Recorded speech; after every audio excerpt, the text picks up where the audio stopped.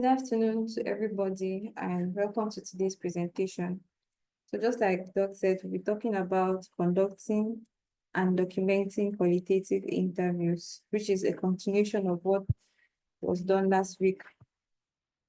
So for the purpose of this presentation, we are going to adopt this outline.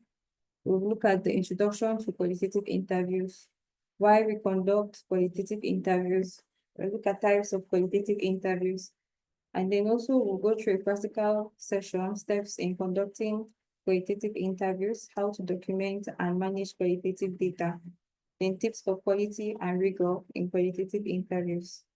So by the end of this presentation, all of us should be able to have understood the basics of qualitative interviews. We need to learn how to conduct qualitative interviews effectively. We need to understand ethical considerations in qualitative interviews and also know how to document and manage qualitative data. And also some challenges that may come up in the field while conducting interviews. You need to learn how to be able to address these challenges. So going straight into the matter of the day, we're going to be looking at qualitative interviews. So the question is, what is qualitative interview? So this is a data collection method that is used in qualitative study. This involves personal interaction between two people, that is the interviewer and the interviewee, depending on if it's an individual interview or if it's a group interview. But no, on one hand, you have the person that is being interviewed, which is the interviewee, and the person that is asking the questions, which is the interviewer. Also note that the qualitative interview process is the main process when it comes to acquiring qualitative data, because unlike quantitative research where you go to the field, you have data inputted, you have numbers and figures. In qualitative research, the main form of data that we have is mostly through the interviews that are being conducted with our participants. And it has three key features. You have the exploratory nature, because it focuses on the understanding of how and why.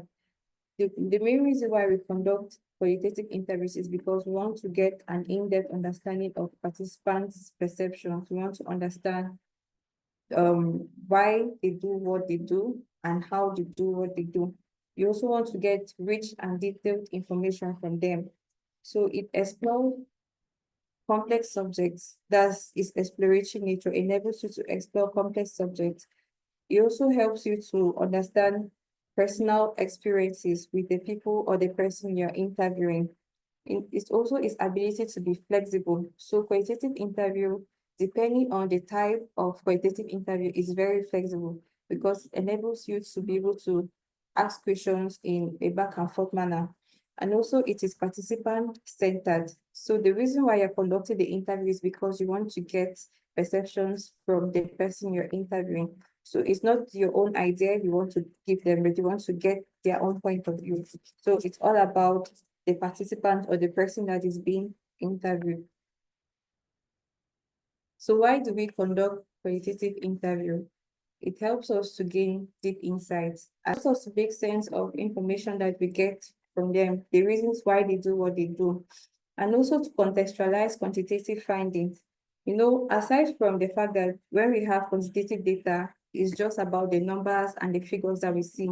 So qualitative interviews help us explain the reasons behind the numbers, the how and the why. Why are we having a greater number of people using mosquito nets? Why do we have a lesser number of people using mosquito nets in a particular area? Also, it helps to support program evaluation and improvement because it gives us an understanding of how the interventions are being received by the people that the intervention is meant for, and also gives room for improvement if need be. It helps to promote participant engagement because through the qualitative interview process, it creates a space for you to be able to hear the voices of these people that if not through the interview, their opinions will not have been mentioned. I know this is also important for implementing public health programs because you don't want to implement a program that will not be acceptable by the people it's meant for. So you want to somehow know the reasons why why it's not going the way it's intended to be, and also know how to improve on it.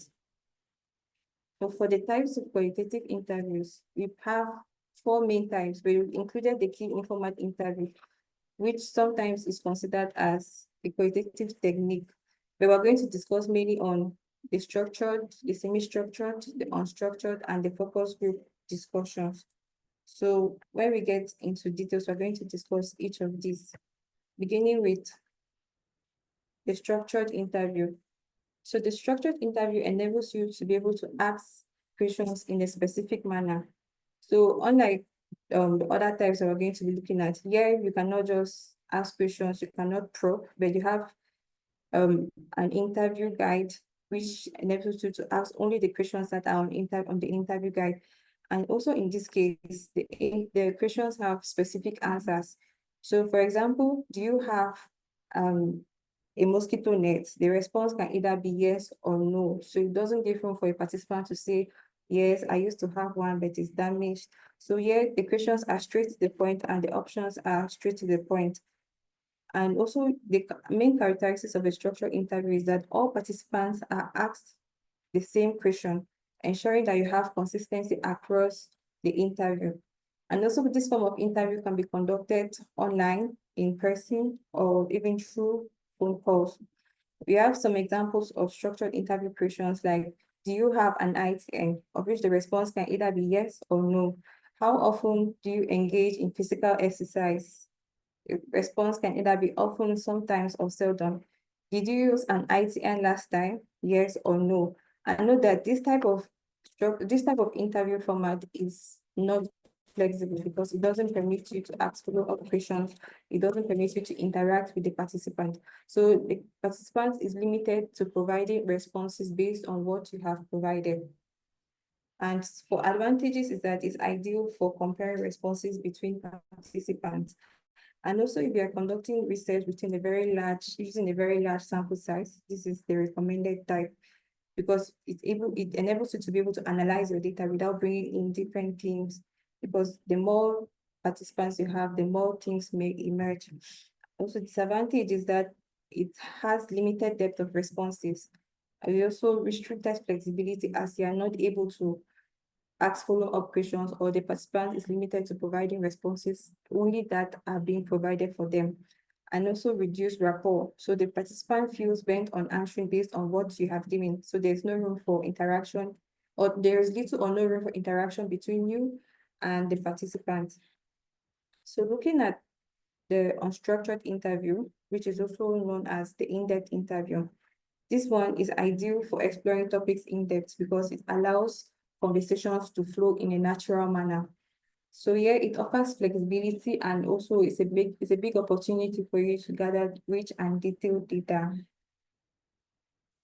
So examples of unstructured interview questions we have, can you tell me about your experience with the use of ITNs? We should know that this is an open-ended question. And here the participant is not restricted in giving a particular type of response, but it's going to give you responses based on their experience, based on their perceptions, based on their feelings. Can you describe a typical day in your role?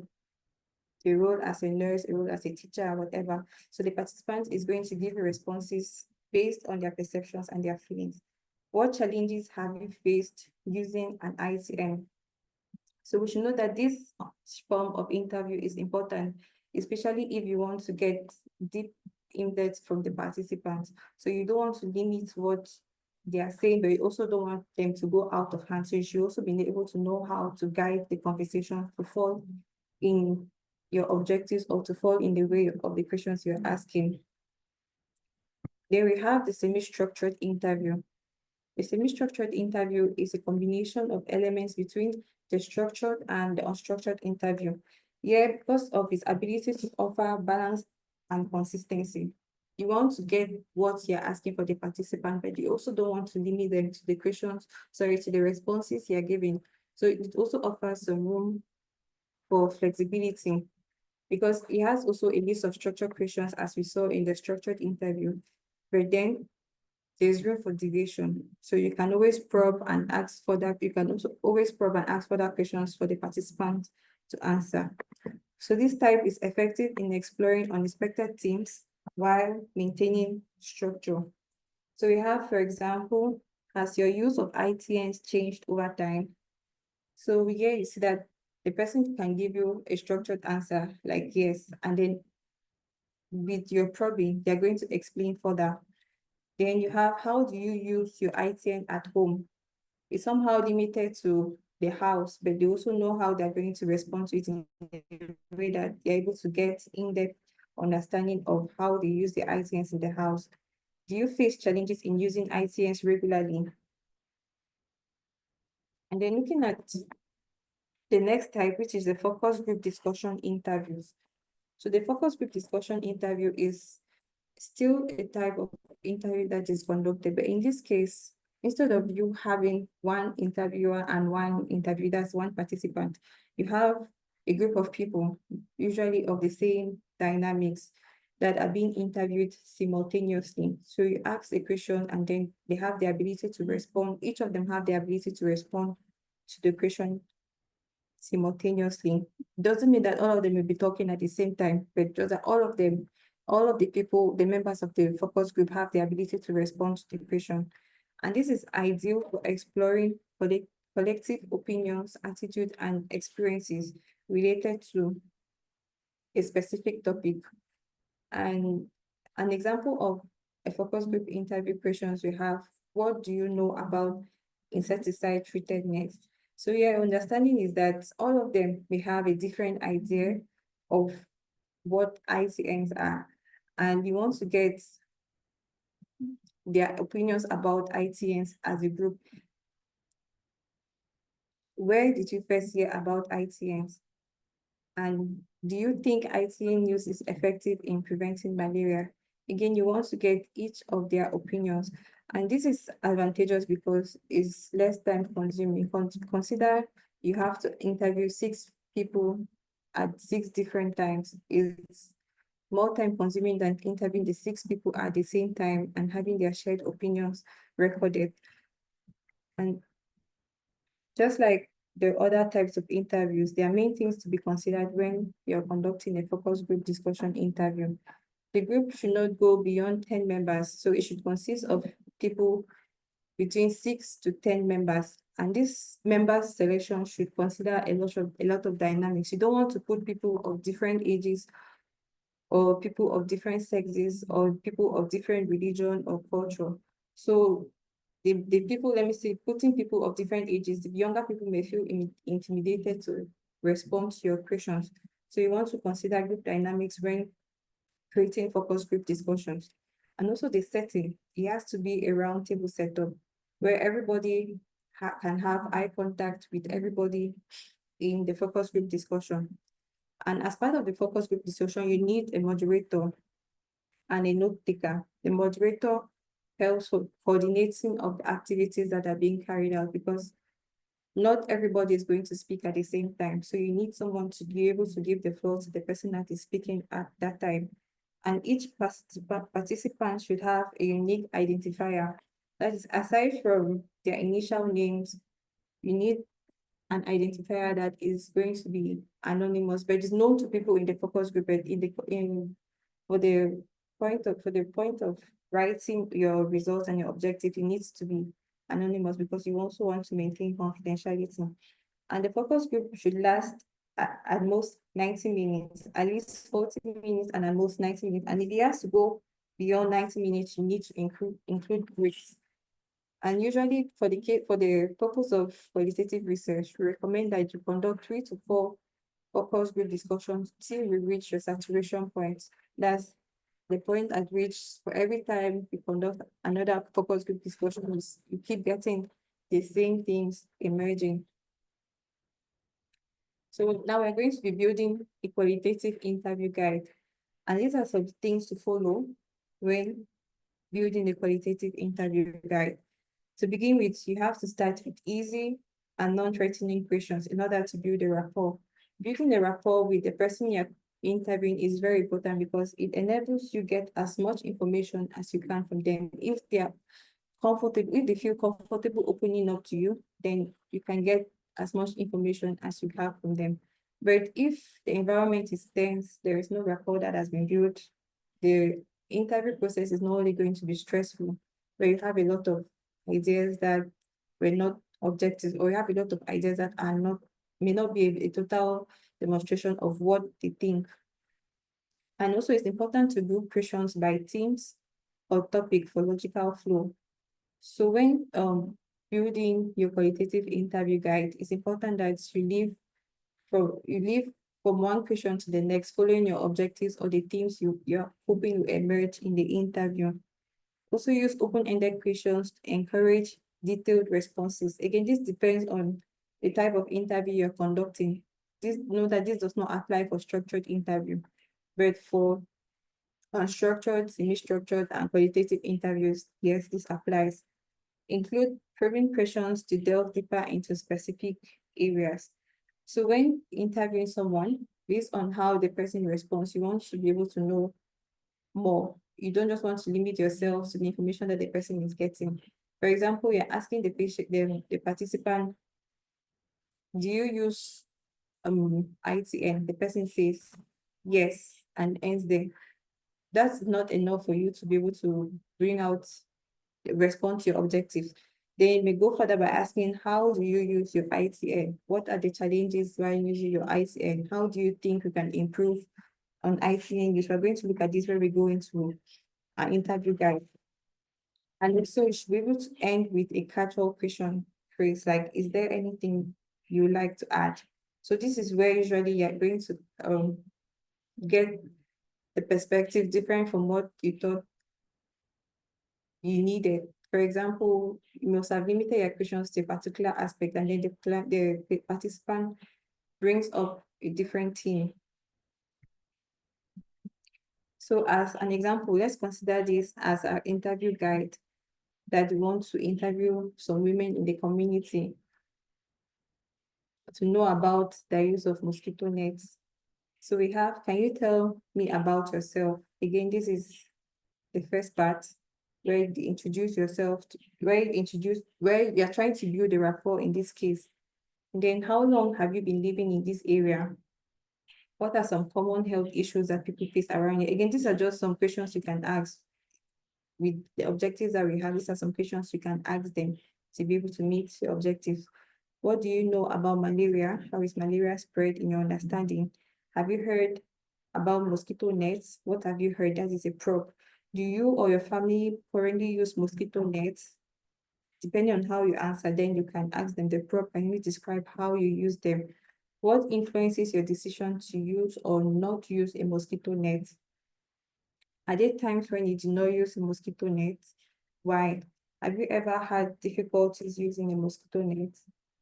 What will make it easier for people here to use mosquito nets more consistently? So we see that the questions are actually classified, beginning from the introduction to their knowledge and background, to their challenges, and then some recommendations like, what do you think should be done to encourage people to use mosquito nets regularly? And finally, our catchphrase, is there anything else you'd like to add we haven't spoken about? So now we're going to go through a step-by-step process in conducting interviews. So the very first step we want to begin with is the preparation phase. So in this phase, yeah, you as the researcher, you know your objectives. You should have clearly written down your objectives, your research objectives. And also you should know the type of interview you want to conduct. Is it a structured interview? Is it a semi-structured interview? What you should know the type of interview that they are going to be conducting, and also know your participants. And also you're also preparing based on the environment. You should choose a time that is convenient for the people you are going to interview. You should be able to choose the location for the interview, if it's on-site, if it's online, if it's a phone call, it should also be a time that is convenient for you and your participants. Now, the second part we are going to is building a rapport. We mentioned that building rapport is very important to be able to get information from your participants. So you have to introduce the research objectives, and also you're going to explain how the interview process is going to be like. Tell them this is going to last 5 minutes, this is going to last 10 minutes, and this is where you state your research objectives. And also in this area of building rapport is where you get to build the consent, you get to get the consent from the participant so that you know if you're going forward or if you're ending them. Now we're going into the question asking phase where you're asking your interview questions. So this should be guided by your interview guide. So you ask the questions based on the questions you have on your interview guide and you probe where necessary. And the course of their response to the questions, you should be able to pay attention so that you don't always ask them questions that maybe in the course of talking they must have already responded to. If not, you get a lot of responses like as I said before, which is it gives them the impression that you're not really paying attention to what you're asking. You just surely want to follow your interview guide strictly to get the responses from the participants. And usually we should know that if it's not a structured interview, if it's an unstructured interview, you can have the participants responding to questions you haven't asked them already. So maybe in the course of asking how many mosquito nets they have, the response to how they use the mosquito nets, you shouldn't go back to ask the same question. And also it's important for you to be able to take down notes and record. But the recording process, the participant has to consent. They have to give their consent before you engage in the recording process. You should also be able to observe non-verbal communications like the eye contact, the body gestures they do when they're they're talking. And when it comes to the end of the interview process, you should be able to recap the main points that have been discussed. Then you also give information on how the data that you have collected is going to be managed, and also appreciate the participants for their time and their willingness to participate in the study. And for the pre-analysis phase, you have to revisit your interview notes because in addition to your records, your notes are very important as they guide you to be able to bring out some things that may emerge during the interview. You identify the main themes and consider what can be done to improve your next interview because the interview process is one that comes with a lot of practice. You need to practice to be able to get the right information because the interview, so the data you get through the interview is only as good as the interviewer. So if you don't know how to probe your participants to tell you what you need to get, you only get what they tell you and that will be it. I know that the aim of conducting the interviews, you're aiming for good and quality information. You don't want to spend your time collecting data you'll not be able to use or collecting data that has not captured your objectives. So you have to make sure that whatever you're doing, you have good data, rich data at the end of it. So we're going to discuss more about analyzing and identifying things on our next lesson. So going forward, we want to make sure that everything we are doing during the interview process is ethical. So we're going to be looking at ethical considerations in conducting interview.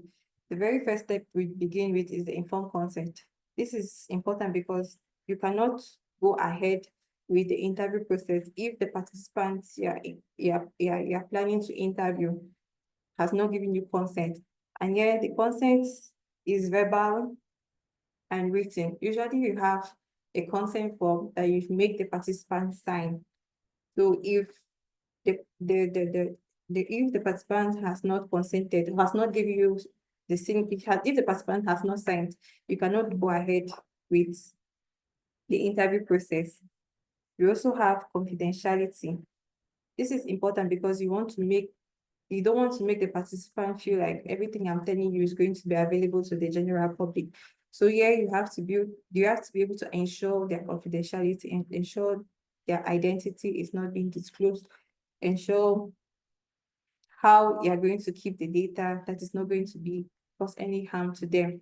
Then you have the third point of non-maleficence. This is the do no harm rule. So everything you want to do to your participants, you don't want to harm them, not only physical harm, but it also includes emotional, psychological.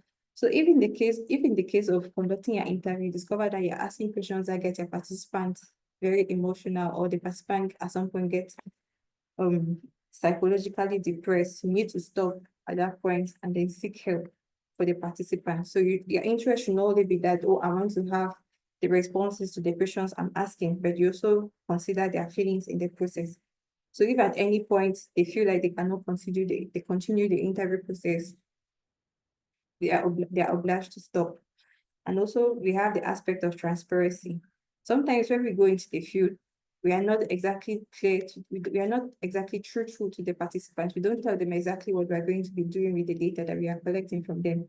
So it's important to be transparent, to be open and honest throughout the process.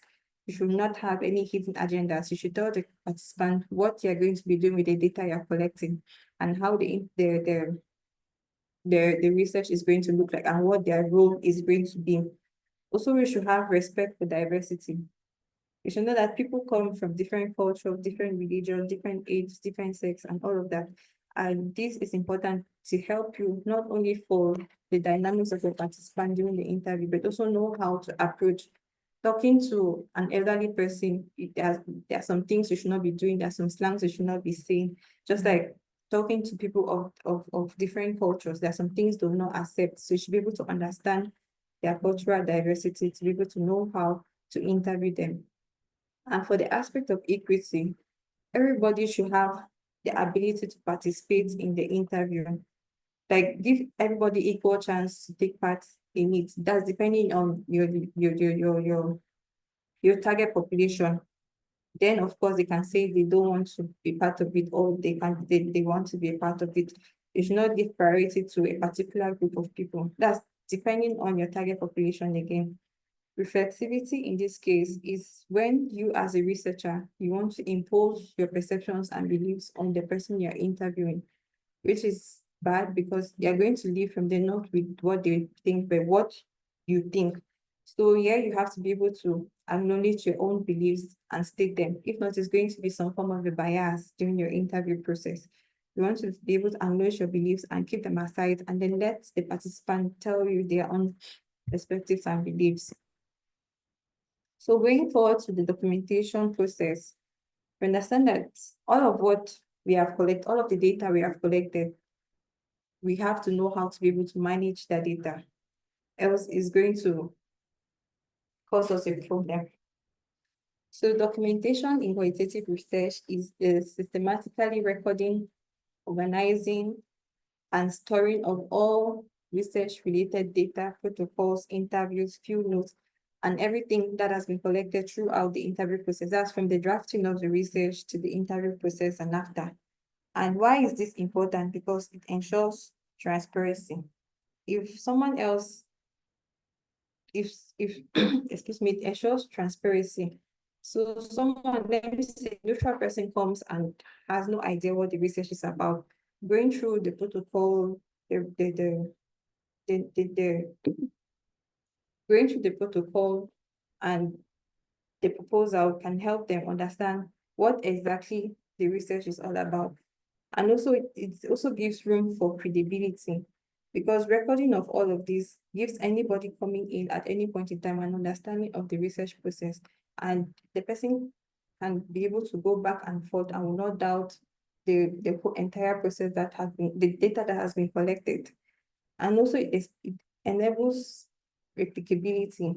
So with all of these things recorded, it's easy to conduct the same research in a different area, having the same characteristics. And also it helps in the analysis. So this is important because it helps us to be able to analyze the data effectively, considering that the recording, the documentations of these objectives, the analysis and everything has been kept. It helps for the analysis and ethical considerations. So accurate documentation is crucial when conducting qualitative interviews. And in addition to you conducting the interview, it's important to be able to record. So this helps you to be able to transcribe the data, because not what you're going to, it's not at that point that you're going to be listening to the participant, that you're going to be doing the analysis and everything. You need to record, either a video record or an audio record. This is where you get the real data being captured. Also take brief notes in the field while conducting the interviews. And in the notes, you should be able to capture non-verbal cues and also ideas for follow-up questions. So while you're asking the participant the question, she should note down the follow-up questions or the probes you may want to ask them. And also that is recording, note taking, and observation. So in the process of conducting the interview, you want to be able to observe not only the physical factors of the participant, but also environmental factors that may not be captured while recording, as all of this can influence the participants and the themes that may emerge in your data. So transcribing actually is the process of writing down or turning the audio recordings to notes, and you can do a contest of speech transcription, that is word verbatim. So everything that has been said, you write as it has been said, or you can do a more structured and organized transcription, that is following the Jeffersonian notation system. So I'd like us to just check out on this Jeffersonian notation system, because this helps us to actually transcribe audio records in a way that you're able to capture pause, you're able to capture non-verbal cues of the participant as well. Then it includes not only what has been said, but also descriptions of what was done, the gestures, and the gaze direction. So also know that what you're transcribing should depend on your research objectives or your research question. And sometimes the interview may not be conducted in the language of the research, so it has to be translated. So you also may need to translate your transcript. And here is Audacity. Audacity is just an app that can help us to be able to play audios and gives you the transcript. And one tip when it comes to transcribing is that you should be able to wear headphones, as this helps you to hear clearly and listen to what has been said. So you can download Audacity using this link. It's really good. It helps in the transcription process. You can also use Microsoft Word. For those who that use 365, you can use Microsoft Word to do your transcript easily as well. But note that all of what happens when using these applications, you may have to proofread it and then make sure that what it hears is what is written, because sometimes because of the language, it transcribes different things from what it's supposed to be. So when it comes to data management, you need to have a data management plan. How are you going to collect the data? How is the data going to be stored? Where is the data going to be stored? And what is going to be done with the data? And what will happen to the data in the next 5, 10 years? All of this should be included in your data management plan. Also, organize transcript and notes systematically, depending on your participants, depending on the type of interview and everything. You should be able to keep your transcript and your notes in an orderly manner. And when it comes to data storage, you want to keep the data in a protected way. You don't want everybody to easily have access to the data that has been collected. So you have to use secure and password protected storage devices for your data storage. And also use and assign codes, anonymous codes or IDs to your participants. That's for confidentiality purpose. And also it's important to back up regularly to avoid data loss. And then these are tools that can help you in the audio process, in the interview process. You use an audio recorder or mobile application or your mobile phone. In the transcription process, you have Audacity. And for data analysis software, you have NVivo, Atlas TI, and Deduce. These are good softwares that you can use, but most of them are not free. NVivo has a free package, only lasts about 2 weeks. Same for Deduce, it has a 1 month free package. So most of the softwares that are used for qualitative data analysis are paid. And also you can secure the data in an online device like OneDrive or Google Drive, passworded and coded to enable restricted access. So not everybody has access to the information. And when it comes to conducting qualitative interviews, it's important to ensure quality and rigor. That's the data the data that has been conducted can be trusted depending on how it was collected. So it's important to ensure triangulation. Triangulation ensures that you use multiple data sources, or you not only have one person conducting interview. You may plan on conducting 3 focus group discussions. You may have at least 2 people taking part in the different focus group discussions, so that you know that it's not influenced by the person that is conducting the interview. Also, you have member checking. You have reflexivity, that's admission of the researcher's beliefs and assumptions before beginning the interview process. and an audit trial, which is a detailed documentation of the research process, beginning from the objective, the research design, right up to the data that has been conducted and how it's going to be stored. And research, it's important that you stop the data collection process when you reach a point of saturation, because you don't want to, after your focus group discussion, you want to organize a feed, and then you keep having the same things coming up over and over and over and over again. So it's important to recognize the point of saturation in your interview, and you stop at the point of saturation. So sometimes these are the major challenges that we can face in the field when conducting interview. You can have a language barrier. So you want to use a local translator with trained skills that can interview the community or the group of people that you are going to meet. So it's important also to test and pre-test the interview guide. This helps you to be able to identify areas where you need to improve on, or some questions that may be hard, you need to modify, and all of that. And sometimes you may want to interview a particular group of people, but you have participant hesitancy. So that's why you have to ensure confidentiality. You tell them that everything they do is confidential and that they have the ability to withdraw from the interview process at any time. So building a rapport is important. They can only open up to you depending on how they feel comfortable with you. You can also have technical failures from your recorder or from your mobile phone if that's what you're using to take your notes. So it's good to have backup devices, and also it's good to take field notes, because it's true the electronic device can fail you. So take manual field notes that can help to complement your analysis process. So as an interviewer, it's important to stay neutral, to practice and master the interview guide. So don't go in front of the participants you're supposed to interview and then you begin to fumble. You ask one question and after you be like, oh, sorry, I meant to ask this right now. So it's important to be apt, yes, and practice your interview guide. So in conclusion, we see that qualitative interviews are powerful tools for understanding lived experiences. This helps you to explore complex subjects and is very important when it comes to conducting research, as it complements the quantitative data that we get. So preparation for conducting a qualitative interview is important. In the course of conducting a qualitative interview, it's good to maintain ethical principles. It's also good for rigorous documentation of our interview process or the entire research process. And as a researcher or as an interviewer, you have to practice. Continuous learning and reflexivity is good for improved data quality. Excuse me. So as a summary of our types of